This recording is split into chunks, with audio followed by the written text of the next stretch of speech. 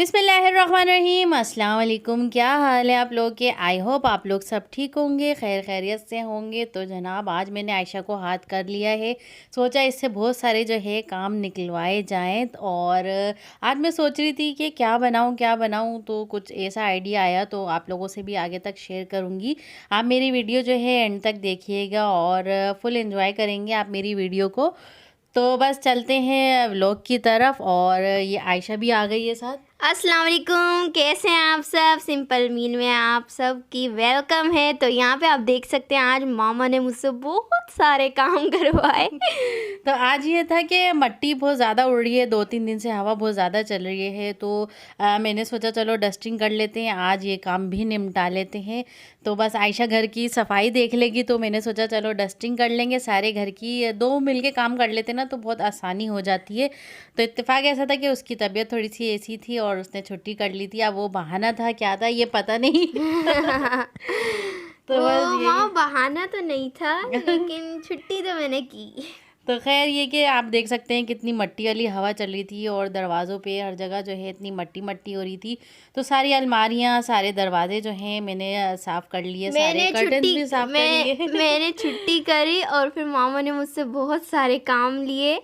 हाँ, तो जो काम फिर मुझे टाइम लगता है, मैंने सोचा चलो जल्दी जल्दी खाना भी बनाना है। और खाने का समझ में ही नहीं आ रहा था कि क्या खाना तो यहाँ बनाए। मैं भी शूटिंग कर रही थी, मामा ने बोला तुम वीडियो बनाओगी, तो मैंने कहा मामा अपनी थोड़ी। हाँ, मुझे थोड़ी सी जो है डेली जो है मैं अकेली वीडियो बनाती हूँ, तो आज मुझे हेल्पर मिल गई थी वीडियो बनाने के लिए।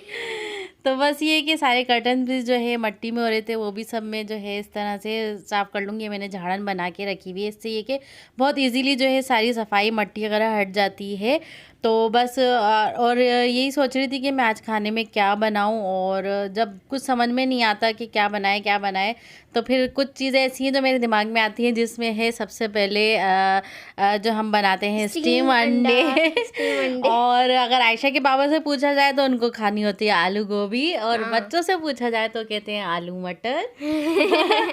तो बस ये चीज़ें जो है ना बहुत जल्दी से बन जाती हैं, और जब भी इनसे पूछो तो यही चीज़ ये लोग बोलते हैं। तो बस यहाँ देखें, यहाँ मेरी बच्ची की जो है तबीयत बहुत ज़्यादा ख़राब थी। आजकल वायरस भी चल रहा है, तो इसका जो है गला भी ख़राब था, और सीना भी इसका नाम ख़राब है था। बुशरा। बुशरा थी ये मेरी बेटी। और उसके बाद ये सारी अलमारियाँ भी हाथ क्या साफ़ कर लूँगी।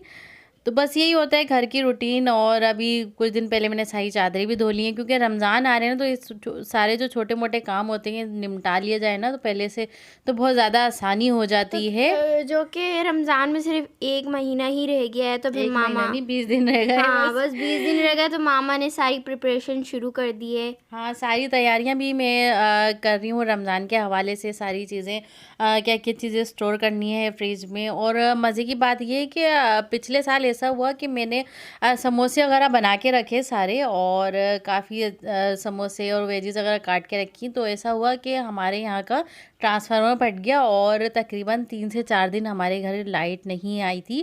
तो लाइट ही नहीं थी, तो मुझे इतनी ज़्यादा टेंशन हो रही थी, और रमज़ान भी थे। तो बस ये कि जो समोसे वगैरह मैंने बनाए थे, तो जाहिर सी बात है फिर वो ख़राब होने लग जाते। तो उससे पहले कि फिर वो मैंने सारे बांट दिए। मुझे तो फिर पूरे रमज़ान जो है ना हमने फिर बाहर से ही मंगा के खाए। मैंने डर की वजह से फिर बनाया ही नहीं। मुझे रमज़ान में सबसे ज़्यादा ये पसंद है कि पूरा घर जो है डेकोरेट करूँ रमज़ान प्रिपरेशन की।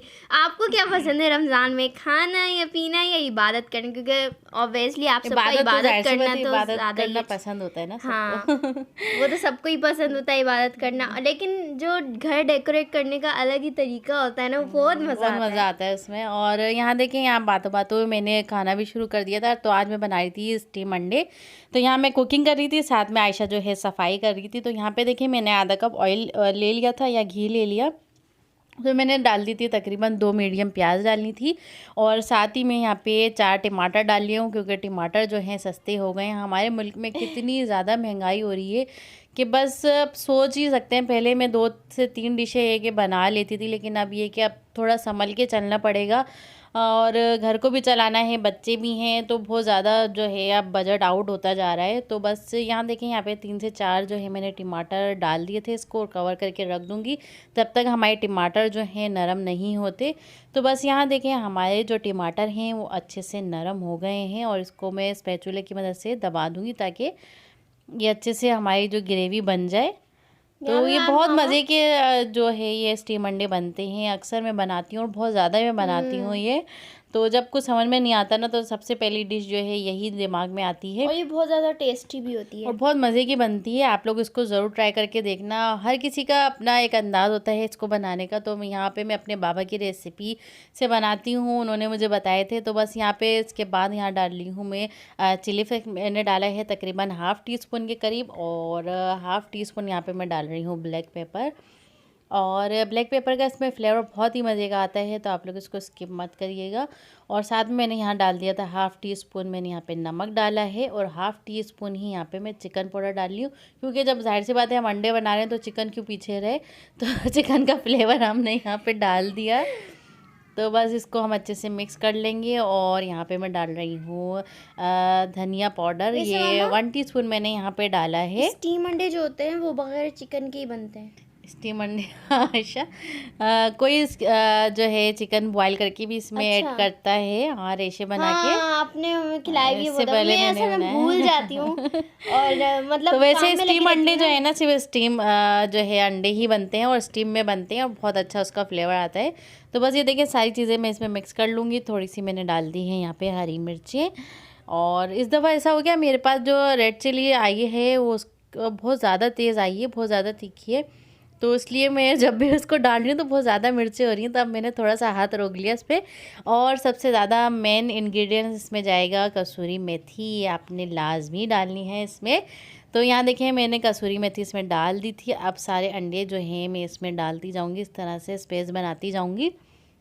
और ये हमारे स्टीम अंडे जो है बेहतरीन से मज़ेदार से जो है बनके तैयार हो जाएंगे। आपने इसको 15 से 20 मिनट के लिए स्टीम देना है और ये रेडी है। और हमें मामा के हाथ के खाने इतने पसंद है, क्योंकि अगर आपकी मतलब हर किसी की मम्मा अपने हाथों का बनाती है तो क्यों पसंद नहीं आएगा। और मेरा तो तकरीबन आधे से ज़्यादा दिन जो है ना वो किचन में ही गुजर जाता है। तो वो काम इतने होते हैं, छोटे मोटे काम खड़े खड़े मैं करती रहती हूँ और मुझसे बैठ के काम नहीं होता। मैं किचन में ही खड़े होकर सारे काम करती हूँ। हालांकि बच्चे ये लोग सब बोलते हैं कि मम्मा आप बैठ के कर लें, हम दस्तरखान बिछा देंगे, उस पर कटिंग वगैरह कर लें, लेकिन बस मुझसे होता ही नहीं है। और बस ये मैंने चढ़ा दिया था और साथ में ये देखें आयशा मैडम को हमने पकड़ लिया था और ये सफाई कर रही थी। मैं बहुत ज़्यादा कंफ्यूज हो रही थी, मैं कहा कैमरे के सामने मैं सफाई कर रही हूँ। तो आज मैंने सोचा, मैंने कहा चलो आयशा तुम सफाई करो, मैं तुम्हारी वीडियो बनाती हूँ, आज दिखाऊं कि मेरी बेटी आज सफाई कैसे करती है लोगों को। तो बस ये देखें यहाँ पे ये वैक्यूम कर रही थी। और हम लोग जो है सर्दियों में कारपेट बिछा देते हैं, क्योंकि मेरी छोटी वाली बेटी को एलर्जी है, डस्ट एलर्जी। तो इससे ये कि हमारी जो टाइल हैं वो बहुत ज़्यादा ठंडे हो जाते हैं, तो उससे ठंड बहुत लगती है। इससे ये कि हमारा घर जो है कवर हो जाता है। लेकिन अब कारपेट बिछाते हैं तो इसमें डस्ट ज़्यादा होती है। तो अब इसका हल हमने निकाला कि हम वैक्यूम लेकर आए, तो दिन में 2 से 3 दफ़ा जो है हम घर में वैक्यूम लगा लेते हैं, ताकि इसमें कोई भी किसी किस्म की डस्ट ना हो। और फिर हम इस पर पोछा लगा लेते हैं डिटॉल का।